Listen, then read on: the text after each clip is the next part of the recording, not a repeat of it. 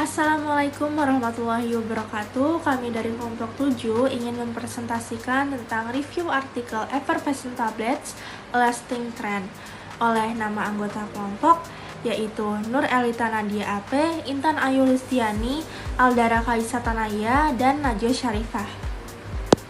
Latar belakang, tablet Effervescent merupakan sediaan farmasi inovatif yang mengandung campuran asam dan basa.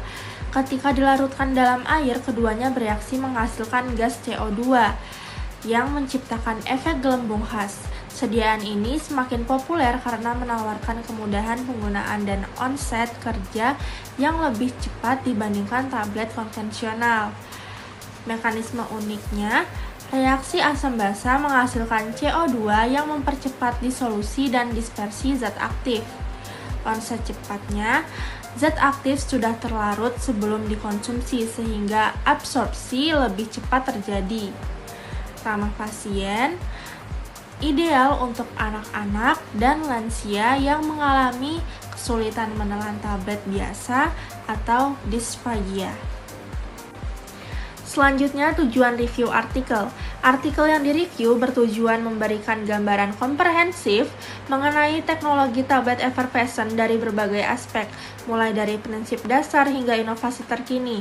Yang pertama, prinsip kerja, menjelaskan mekanisme reaksi kimia yang mendasari kerja tablet Effervescent. Yang kedua, komponen dan formulasi, membahas bahan aktif, sumber asam, sumber basa, dan eksipien yang digunakan. Yang ketiga, kelebihan dan kekurangan, menguraikan keunggulan dan keterbatasan sediaan Effervescent secara kritis. Dan yang keempat, inovasi teknologi, menjelaskan perkembangan terbaru termasuk floating tablet, sustained release, dan 3D printing. Baik, yang selanjutnya adalah prinsip kerja. Untuk reaksi kimia utamanya, asam sitrat ditambah natrium bikarbonat ditambah air akan menjadi natrium sitrat ditambah CO2 yang akan meningkat dan ditambah air. Gas CO2 yang terbentuk menciptakan gelembung yang dapat mempercepat disolusi tablet dan meningkatkan dispersi zat aktif dalam larutan. Untuk mekanisme disolusinya, saat tablet Effervescent kontak dengan air, reaksi asam basa segera terjadi. Gas CO2 yang dilepaskan menciptakan turbulensi yang membantu memecah matriks tablet secara cepat dan merata. Reaksi eksotermik yang berlangsung dengan cepat. Zat aktif terlarut sempurna sebelum dikonsumsi dan dispersi homogen meningkatkan bioavailabilitas. Baik, yang selanjutnya adalah komponen utama. Yang pertama ada bahan aktif atau API. Zat aktif yang memberikan efek terapeutik, contoh umumnya meliputi paracetamol, aspirin, ibuprofen, dan vitamin C. Pemilihan API harus mempertimbangkan stabilitas dalam lingkungan berair.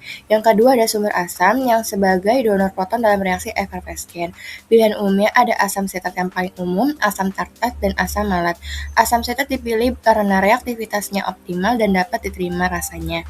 Yang ketiga adalah sumber basa berfungsi sebagai akseptor proton, dan umumnya natrium bikarbonat yang paling umum, natrium karbonat, dan kalium karbonat. Rasio asam basa harus dikontrol ketat untuk menghasilkan CO2 yang optimal.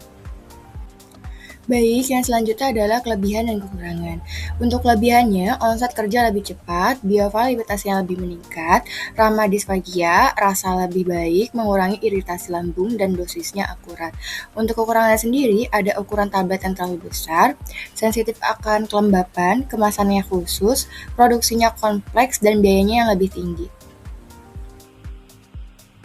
Selanjutnya yaitu metode pembuatan. Pemilihan metode sendiri bersifat sangat krusial karena jika kadar air tidak terkontrol dengan baik akan memicu reaksi Effervescent prematur selama proses produksi berlangsung. Metode pembuatannya sendiri dibagi menjadi dua, yaitu wet granulation dan dry granulation. Jika menggunakan wet granulation, kita memerlukan pengeringan yang sangat ketat dengan lingkungan kelembapan yang relatif rendah. Metode sendiri bisa diturunkan menjadi granulasi satu langkah atau one step granulation, dua langkah atau two step granulation, tempat tidur berfluida atau fluid bed granulation, atau geser tinggi yaitu high shear granulation. Sementara untuk zat aktif atau API yang sangat sensitif terhadap air, dry granulation dapat digunakan untuk menghindari kelembapan dengan metode seperti slugging, kompresi langsung, dan granulasi lele panas. Lanjut, evaluasi tablet effervescent. Tablet effervescent sendiri memerlukan serangkaian pengujian kualitas yang lebih komprehensif dibandingkan dengan tablet konvensional, terutama terkait dengan karakteristik disolusi dan stabilitasnya terhadap kelembapan.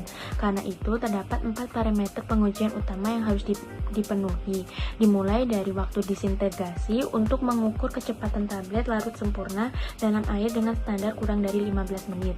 Kemudian, pengujian kadar CO2 dan aktivitas air guna mengukur volume gas yang dihasilkan serta kadar air yang bebas di dalam tablet. Dilanjutkan, melakukan uji keseragaman bobot dan kandungan untuk memastikan setiap tablet mengandung dosis zat aktif yang konsisten, dan yang terakhir adalah pengujian pH larutan yang idealnya berada di rentang 4-6, serta uji friabilitas untuk mengukur sejauh mana ketahanan fisik tablet terhadap abrasi. Selanjutnya, perkembangan teknologi terbaru berdasarkan review dari Chatzidopahlaki tahun 2015 dalam jurnal RSC Pharmaceutics, di mana teknologi tablet effervescent terus berkembang dengan 4 inovasi.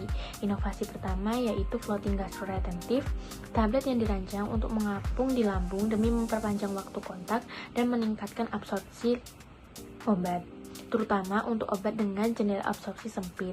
Yang kedua, terdapat kontrol dan sustain release yang memungkinkan pelepasan zat aktif secara bertahap, sehingga dapat mengurangi frekuensi pemberian dosis kepada pasien.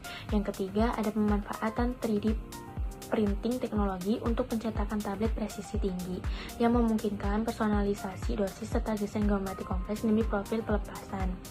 Yang terakhir, ada drug delivery, sistem effervescent yang dirancang khusus untuk menghantarkan obat secara spesifik ke lokasi target, sehingga efikasi dapat meningkat dan mengurangi efek samping obat. Selanjutnya, kita akan membahas tentang relevansi dan analisis kritis pada artikel.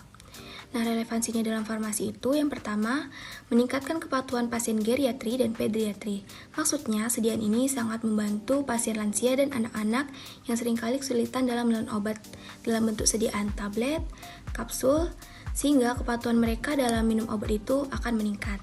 Lalu yang kedua, onset cepat ideal untuk obat analgesik dan antipiretik. Maksudnya, obat akan bekerja dengan cepat sehingga menimbulkan efek yang cepat juga. Nah, sediaan ini tuh cocok digunakan untuk obat pereda nyeri dan penurun panas yang membutuhkan respon segera. Lalu yang ketiga itu ada potensi pengembangan sistem pengantaran obat modern. Nah, sediaan ini tuh akan membuka peluang baru dalam pengembangan sistem pengantaran obat yang lebih modern dan canggih untuk kedepannya. Lalu yang terakhir, praktis dan mudah digunakan dalam berbagai setting klinis. Nah, lalu pada analisis kritisnya itu kita akan bahas tentang kelebihan dan kekurangannya. Kelebihannya, pembahasan sangat komprehensif yang mencakup formulasi, produksi, evaluasi yang didukung oleh referensi ilmiah terbaru yaitu tahun 2023 sampai 2025 yang menjelaskan tentang tren teknologi di masa depan. Lalu kekurangannya itu karena masih bersifat review sehingga tidak ada data eksperimen. Lalu aspek ekonominya juga tidak dibahas secara mendalam dan perbandingan dengan sediaan lain itu juga masih terbatas. Kesimpulannya, walaupun tablet effervescent menawarkan onset kerja yang cepat, bioavailabilitas yang tinggi, dan kenyamanan penggunaan, namun kita memiliki tantangan yaitu sensitivitas kelembapannya dan biaya produksi, sehingga kita membutuhkan inovasi seperti floating tablet, sustain release, dan 3D printing yang akan menunjukkan prospek teknologi yang sangat menjanjikan di bidang farmasi. Cukup sekian presentasi dari kelompok kami, lebih dan kurang kami mohon maaf. Kami akhiri. Assalamualaikum warahmatullahi wabarakatuh.